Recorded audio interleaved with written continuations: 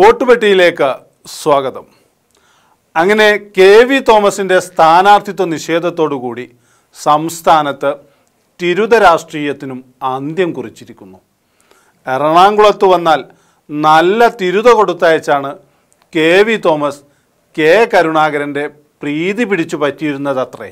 അങ്ങനെയാണ് ഐ ഗ്രൂപ്പിൻ്റെ സീറ്റായ എറണാകുളത്ത് കെ.വി. തോമസ് മത്സരിച്ചതെന്നൊരു ശ്രുതിയുണ്ട്. തിരുത കരുണാകരന് ഇഷ്ടപ്പെട്ട മത്സ്യമായിരുന്നുവെന്നാണ് വെപ്പ്.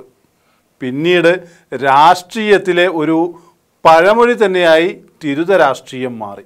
സോണിയ സാരഥ്യം ഏറ്റെടുത്തതോടെ ന്യൂഡൽഹിയിലേക്ക് തിരുത കൊണ്ടുപോയി കാണിക്ക വെക്കുന്നതും വാർത്തയായിരുന്നു. ഇതിനിടെ തിരുതയിലൂടെ കെ.വി. തോമസിനെ ജാതി പറഞ്ഞ് അധിക്ഷേപിക്കുന്നുവെന്ന് പുതിയൊരു വാദവും കേൾക്കുന്നുണ്ട്.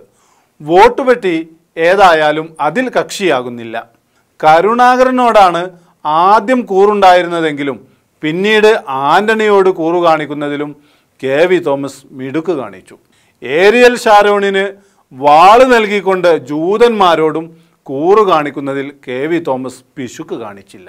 സുപ്രസിദ്ധമായ കായംകുളം വാൾ ഇന്ത്യ സന്ദർശിച്ച ഏരിയൽ ഷാരോണിന് നൽകാൻ എ.കെ. ആന്റണി നിയോഗിച്ചത് കെ.വി. തോമസിനെയായിരുന്നു. ഏതായാലും കെ.വി. തോമസ് ഇനി കായൽ ചാടി ബി.ജെ.പിയിലേക്ക് പോകുമോ എന്നാണ് കണ്ടറിയേണ്ടത്. ഏതായാലും കോൺഗ്രസും ബി.ജെ.പിയും ഒരേ നാണയത്തിൻ്റെ രണ്ട് വശങ്ങൾ മാത്രമാണെന്ന് കൂടുതൽ തെളിഞ്ഞിരിക്കുകയാണ്. കോൺഗ്രസിൽ സീറ്റ് കിട്ടാത്തവർ ബി.ജെ.പിയിലേക്കും ബി.ജെ.പിയിൽ സീറ്റ് കിട്ടാത്തവർ കോൺഗ്രസിലേക്കും നിത്യേന ചാടിക്കൊണ്ടിരിക്കുന്നു. വോട്ടുപെട്ടി വിശേഷങ്ങൾ അവസാനിക്കുന്നില്ല. പുതിയ വിശേഷങ്ങളുമായി വീണ്ടും കാണാം.